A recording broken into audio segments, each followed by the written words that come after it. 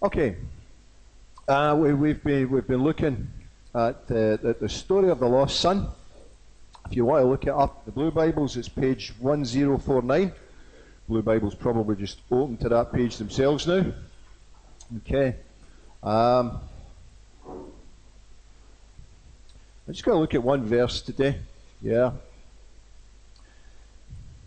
What we've been speaking about so far is that God has a desire, He has a plan that no matter who you are, no matter what you have done in the past, that there is a way that you can come back to God, that you can be blessed by God, that your past can be forgiven, that you can start afresh, and that you can claim the promises of God for yourself. And we've been looking at a story that Jesus has told to those around him about this lost son who goes into a foreign land, squanders the family wealth, and then has to come back as a beggar and just beg for forgiveness. And the father embraces him. He's been watching for the son coming home, runs to meet the son, embraces him, and they all live happily ever after, almost, just about. I'm aware that I'm going to skip on a wee bit here, and I'm going to kind of miss out the fact that the younger son goes away to a foreign land. I'll come back to that in a fortnight. Wee bit louder, that's their job. Smashing. Okay, so I'm aware that the son goes to the foreign land, and I kind of need eyes to see and ears to hear before I can actually bring anything on that. And I now know what I will do, but I didn't for this morning. So I kind of want to jump on a wee bit and just look at one verse in this whole story. And it's verse 22, chapter 15, verse 22. The father said to his servants, quick, bring the best robe, put it on him, put a ring on his finger, sandals on his feet. Okay, nice and short.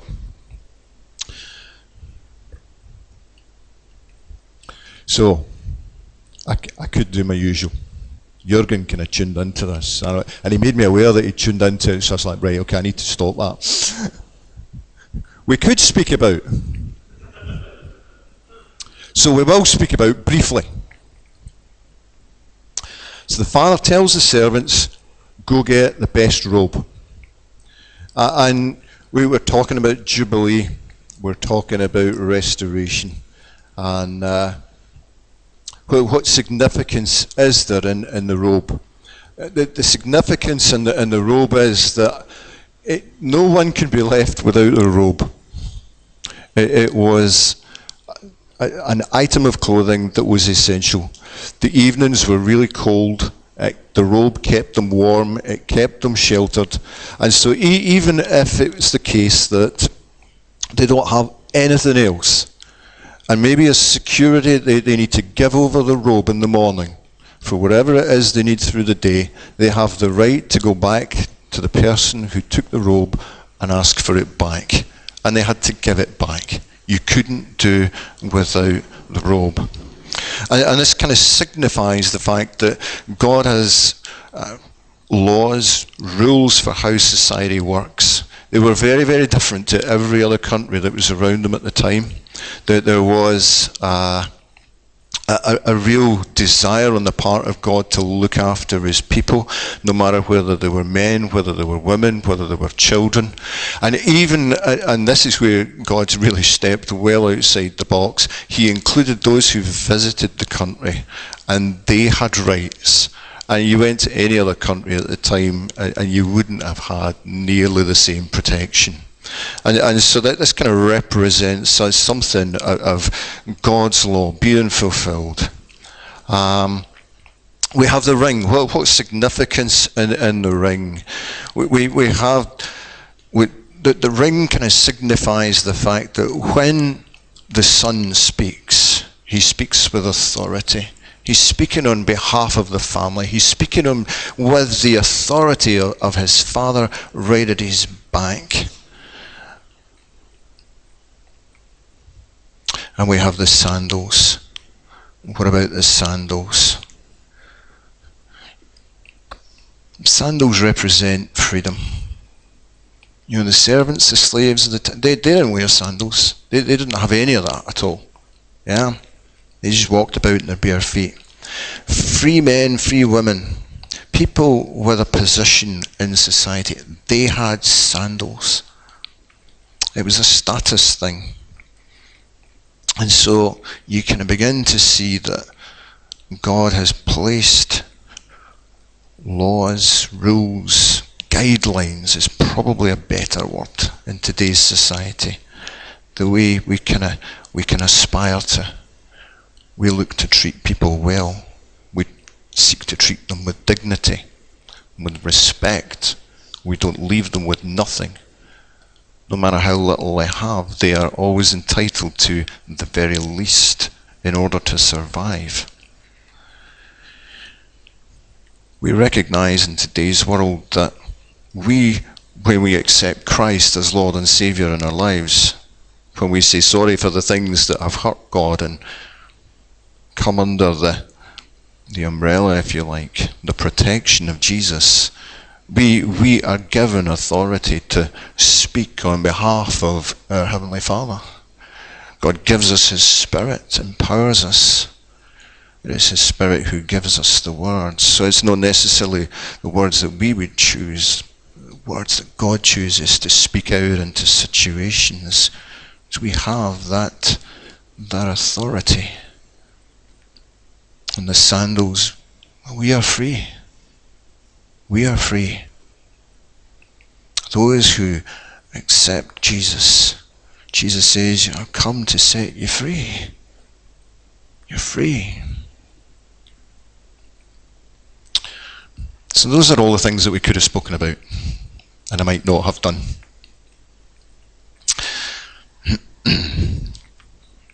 I want to kind of pull back the curtain a little bit, step into the picture. Okay, so you'll need to use your imagination with me. Okay, I'm going to tell you a story.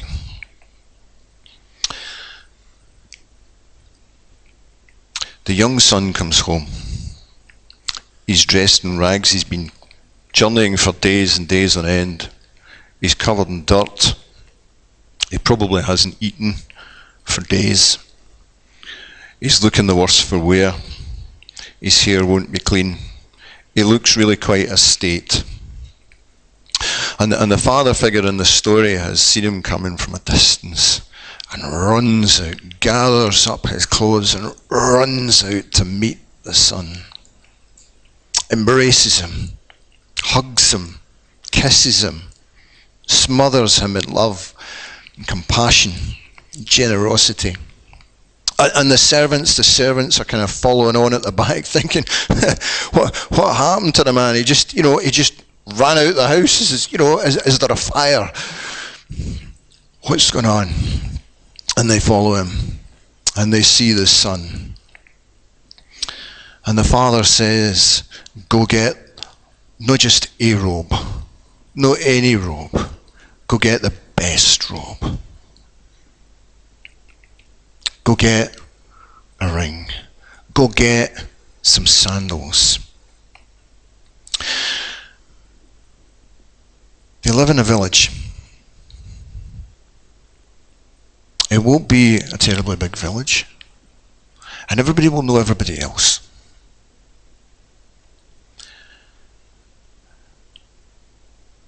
And the person, let's say it's a lady,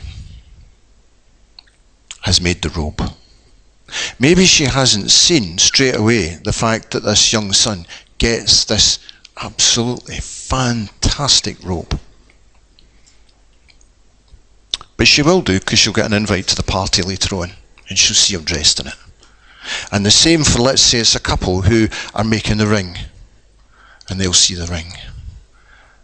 And the same maybe for the guy who made the sandals.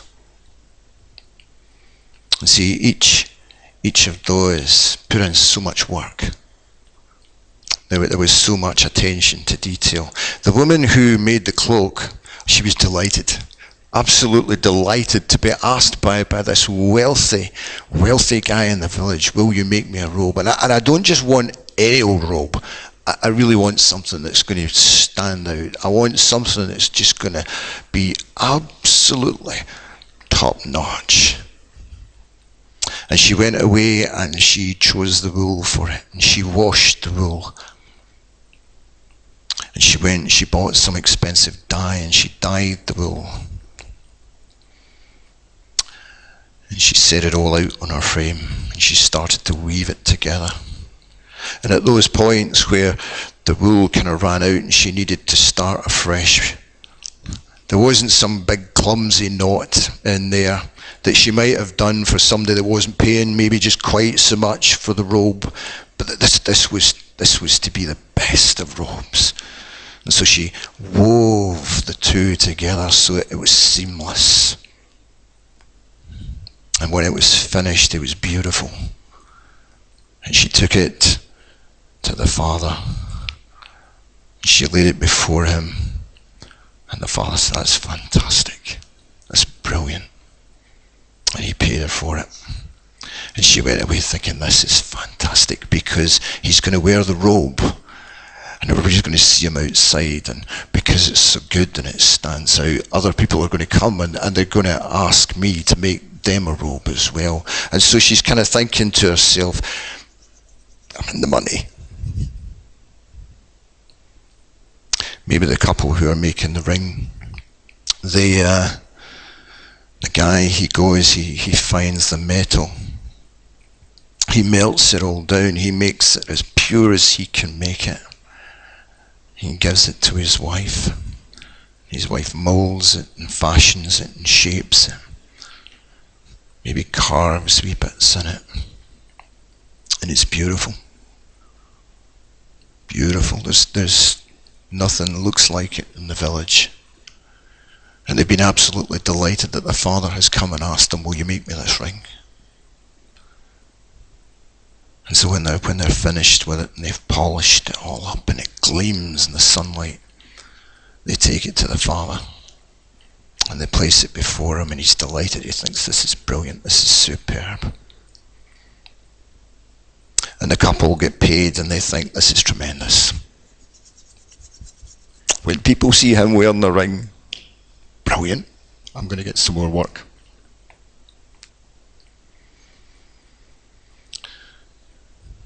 Guy with the sandals. The father asks him, will you make some sandals? I want good sandals, not just any old stuff. Good sandals. Best of sandals. So he goes and he looks out the best hide that he can find, and he stretches it out and he tries it and he gives it some time and he cuts out the shape that's required to make the sandal. And he picks the very best of thread to kind of thread the bits together. And again, he kind of sculpts some designs in it. These things stand out. They are beautiful. They are gorgeous to look at. They smell just wonderful. And he finishes and he takes the sandals to the father. And the father is delighted. He pays the shoemaker for making the sandals. And the guy goes away thinking, when people see him in those sandals, they're going to want sandals just like that as well. All of that work goes in to preparing these three items. Each one anticipates that the father will be wearing them. So I just wonder how they felt when this manky, dirty, kind of skeleton type figure comes over the horizon, and the dad says to the servants, away get the best robe and the ring and the sandals. How do they feel?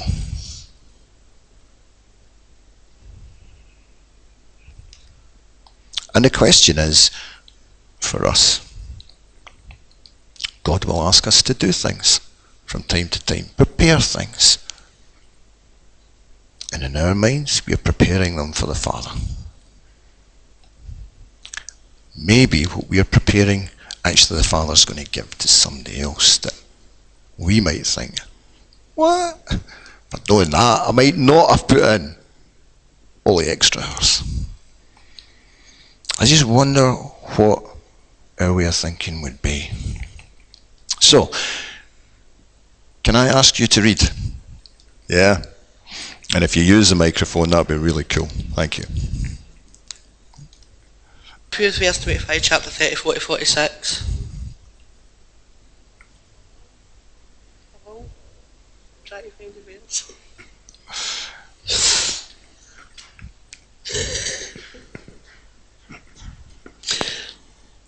Then the king will say to those on his right, "Come you, are blessed by my Father, take your inheritance, the kingdom prepared for your sins, the creation of the world.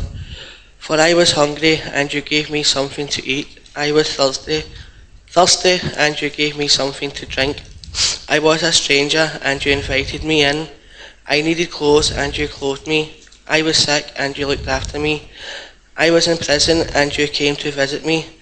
Then the righteous will answer him, "Lord, when did we say you're hungry and feed you, or thirsty and gave you something to drink? When did we say you're a stranger and invite you in, or need clothes or clothe you? When did we say you're sick or you're in prison and go to visit you?" Then the king will reply, "I tell you the truth, whatever you did for one of the least of these brothers of mine, you did for me." Then he will say to those on his left, "Depart from me, you who are cast into the eternal fire, prepared for the devil and his angels. For I was hungry, and you gave me something to eat. I was thirsty, and you gave me nothing to drink. I was a stranger, and you did not invite me in. I needed clothes, and you did not clothe me. I was sick and in prison, and you did not look after me." They also will answer, "Lord, when did we see you hungry or thirsty, or a stranger, or needed clothes, or sick, or in prison, and did not help you?"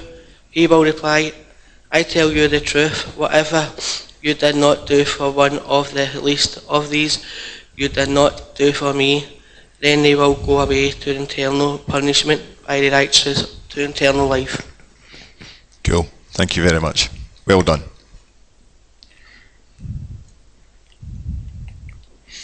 And really the verse that kind of was in my head as I kind of thought about this morning was this: the king will reply, "I tell you the truth, whatever you did for one of the least of these brothers of mine, you did for me."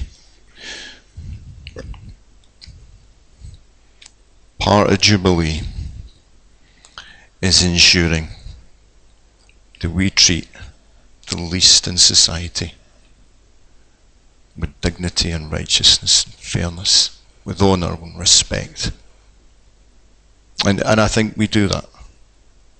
I think we do that. I think the furniture ministry, I think one of the reasons that the furniture ministry gets blessed is because it's working on that Jubilee principle. It's turning the world upside down and inside out. It's saying, I'm not looking for something for myself. I'm not looking for the reward. I'm not looking for the cash. I just want to bless other people. And what we're doing it for God. Absolutely. And then God and his goodness and his father status just says to someone else, "Here, have this." I don't think it's not a big secret. I hope it's not a big secret. I was with Jürgen and Susan on Thursday. Thursday? Yeah. At ICC. Long time since I've been back to college.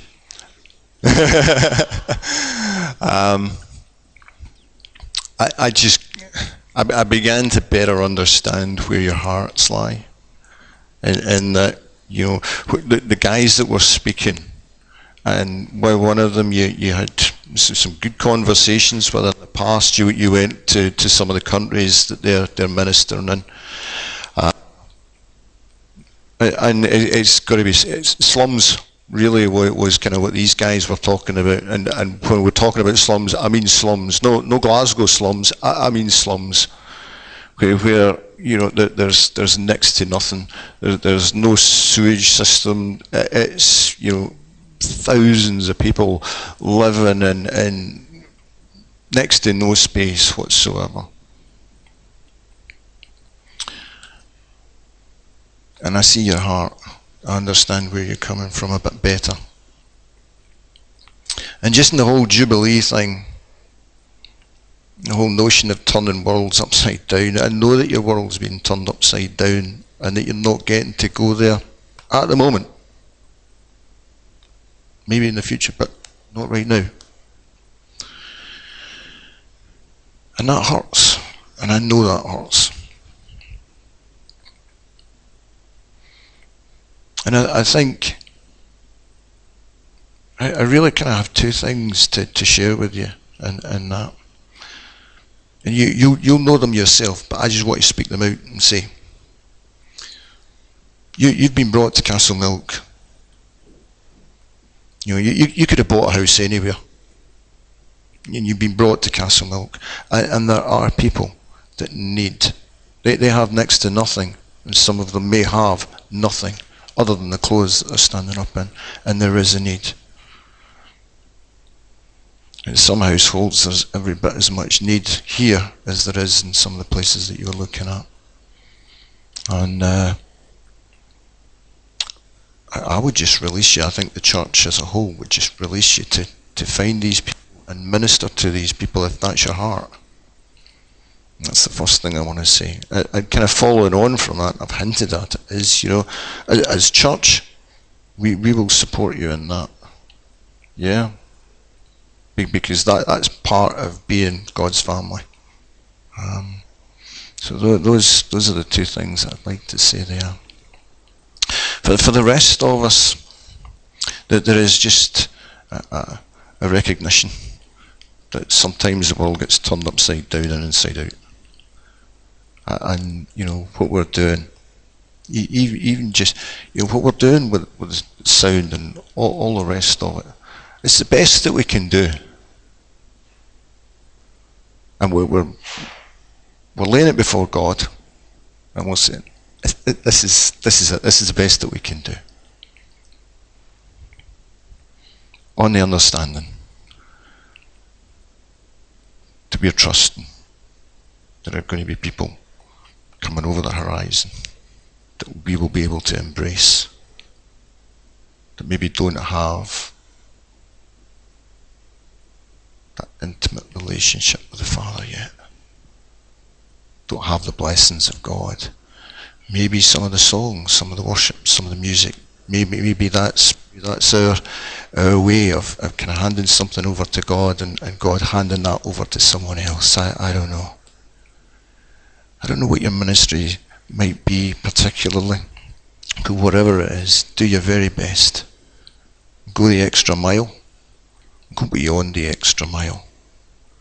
Hand it over to the Father. But praise and worship Him when He gives it to someone else. All that you've offered. And they take it and they use it. I think it's called discipleship, but I might be wrong with that. So, I've said enough. Yeah, I've said enough. We've got a song, maybe even two.